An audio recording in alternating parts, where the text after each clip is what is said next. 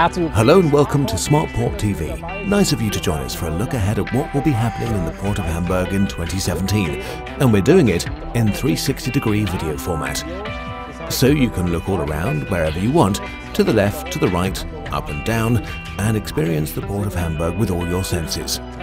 In keeping with tradition, along with us is the Chief Executive of the Hamburg Port Authority, Jens Meyer.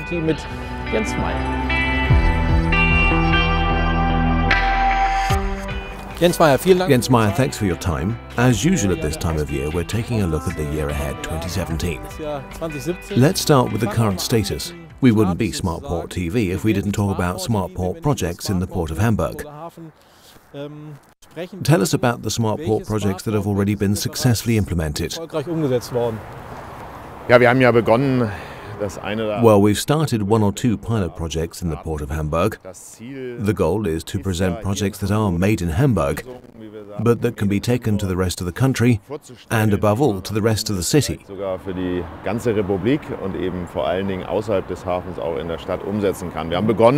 We began with the project Smart Road on the Katwijk Dam here, where we set up sensors and traffic flow data collection, as well as weather data including environmental data, wind strengths and temperatures, and adaptive streetlight controls, so that we're flexible if there are lots of cyclists and pedestrians about. They get brighter, and people can move about more safely. These are projects that we've implemented with various partners, with the data being made available centrally, and that we can analyze to optimize traffic flows. And we ultimately hope that these projects will be implemented around the city.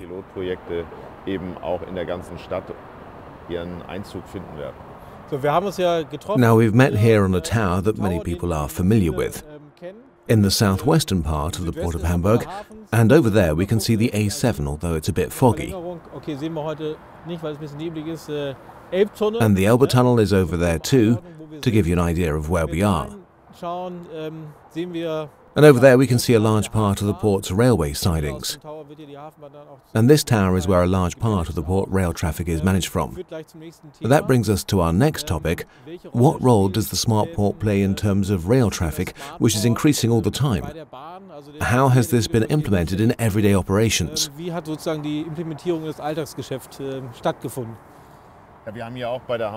Well, with the Port of Hamburg Railway too, we've implemented a new IT system called Transport Rail as part of our overall Smart Port concept, making the port more intelligent and efficient.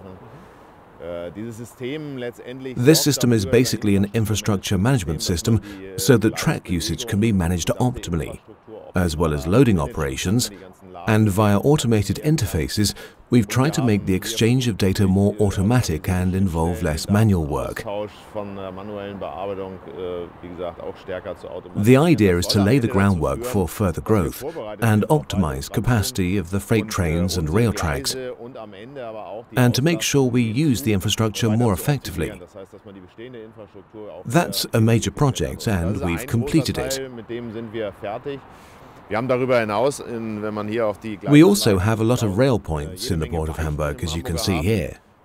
We've implemented a project here called Smart Switch, that is, the intelligent points. And that means that train data is recorded at every point it crosses.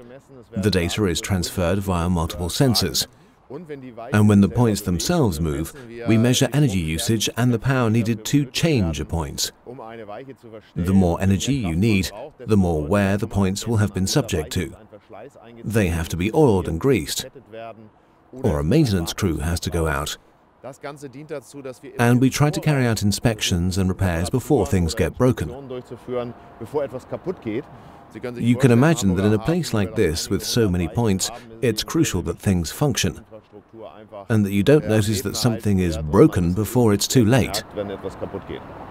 Smart Point is the overarching term with regard to the digitization of the port, but there's a new term, Chain Port. What's that all about? Well, the concept of Smart Port reached its climax at the World Port Conference here in 2015. And people really like the idea of making the port more intelligent to facilitate more efficient use of the infrastructure. And so we expanded the idea, and facing changing conditions around the world, we decided to pursue the networking of ports around the world. So we started to talk about building a chain of intelligent ports, known as chain ports. We want to connect them. In this regard, we've created a program which allows us to exchange information with other ports, such as best practices, who has methods that work best and have already been implemented. Some have apps with which the port can communicate with the public. Some have suggestions to try and improve their ports. So it facilitates communication, and we've set up large-scale internet resources so that you can look at services in Korea and here at the port of Hamburg. And this exchange is made possible by the computer experts. Das ist der Austausch, den die IT-Experten machen. Darüber hinaus haben wir auch gesagt, wir müssen die Menschen mitnehmen. Wir haben eine sogenannte Port Academy. We also wanted to get our employees on site, so we created the Smart Port Academy so that we're investing in people and education. And we also made a point of thinking about data security on the web. Here we're thinking about a port security control center, which our colleagues from the US are particularly interested in, so that data that's being exchanged isn't corrupted, stolen or altered. Wenn man sie austauscht, nicht korrumpiert werden können, nicht gestohlen werden können oder verändert werden können. And there's another issue we're looking at, which is with container ships getting bigger and bigger, how do you deal with those peaks? We don't all have to agree, and there are limits, because it involves a lot of investment too. One example is the Panama Canal, where $6 billion were invested to prepare for these big ships, and now it's completed, and the shipping companies are saying, actually, it's still too small. The ships are even bigger. So that was why we looked at that and sat down with each other and agreed that these infrastructure investments are long-term. You need to reach better agreements in advance. And that's what we wanted to discuss with everyone, to work out better solutions that are fit for the future. And you can hear it there, the Port of Hamburg.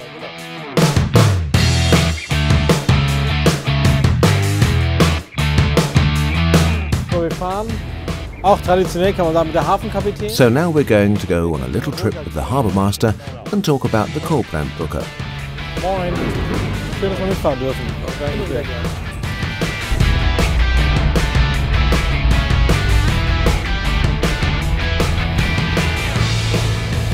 So, Kolbrandbrücke.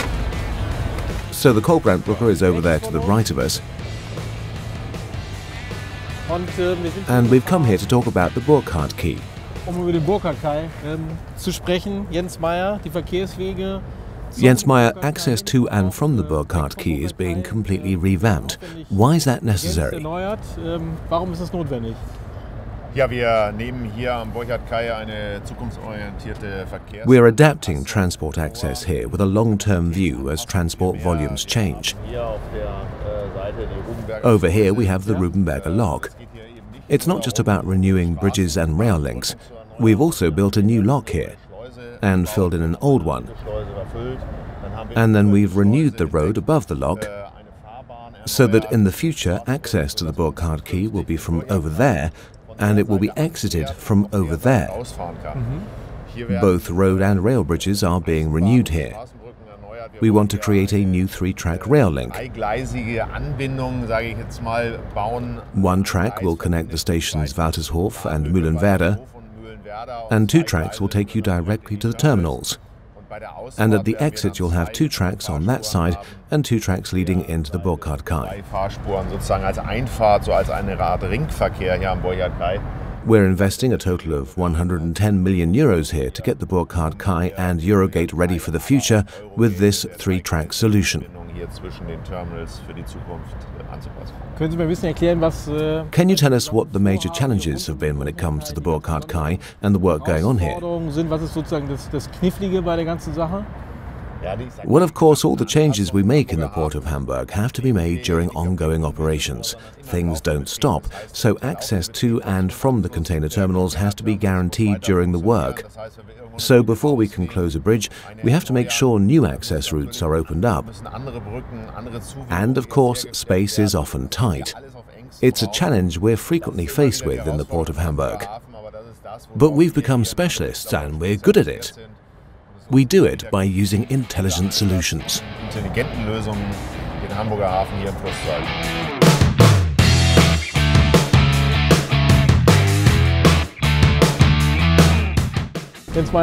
Jens Meyer, here's the new Katweg rail bridge, built right next to the Katweg bridge. So the simple question is, why are two bridges necessary here in the port of Hamburg? Warum zwei Brücken an dieser Stelle im Hamburger Hafen? I call this the physical part of our intelligent harbour, the smart port, because what we're doing here is disentangling the transport routes. At the moment, road vehicles can't cross the Katweg bridge for about 7 hours a day because the railway and road merge at both ends. And that's why we're building a separate rail bridge right next to it, so that today's Katweg bridge can be devoted exclusively to road vehicles. Zu dem gesamten Baukonzept gehört natürlich auch, wenn man hier auf unsere Part of the overall concept, if you look over here now, is a road bridge leading to the Katweg Peninsula, Halbinsel führt, die über die Schienen separate from the rail bridge, so that where road traffic crosses the railway, the trains don't have to stop. Die Schiene nicht anhalten muss, haben wir hier Überführungsbauwerke gebaut. Is it simply a bridge, or is there more to it than that? Eine Brücke, wie ich mir das gleich vorstelle, steckt wahrscheinlich noch viel mehr dahinter. Well, people often ask that. We're talking about an overall investment of 250 million euros for the whole project, and this is just a small part of it. Und dieser kleine Mittelteil, den ich jetzt auch nicht unterbewerten möchte, ist natürlich nur ein ganz kleiner Teil. Man sieht die Bauwerke. Over there you can see light buoys, and before you can get a bridge like this operating, you have to get light buoys in place so that ships don't hit the bridge in foggy conditions. Bevor man so eine Brücke überhaupt in Betrieb nehmen kann, muss man erstmal Richtfeuer versetzen, damit Schiffe in Nebelsituationen nicht gegen die Brücke fahren. New cables have to be laid, and of course there are all sorts of pipes leading to the Shell terminal. Auf der Landseite für Shell beispielsweise. And all that is extremely complicated for the building process. And the final point is that, as you can see from this flood protection barrier, the whole thing is next to flood protection infrastructure. And that has to be taken into account and optimized or renewed. And the building work can only happen when there's no danger of flooding. So these are the kinds of things that have to be considered so that the Port of Hamburg can keep operating during the construction phase. Cool going under the bridge like this. So what are the next major steps of this project? Well, we're doing the steel work for this part, which will look a bit like that. The whole project will be completed by about 2019. So we hope that the first trains will cross the new Katweg bridge in 2019. And the signalling infrastructure will have to be installed before then too. Müssen ja die Steuerwerke, die Steuerbetriebsstände noch gebaut werden. So that was the first part of our look ahead at what's happening here in 2017 in 360 degrees. 360-Grad-Video, Fortsetzung folgt. To be continued. And as they say in Hamburg, Tschüss.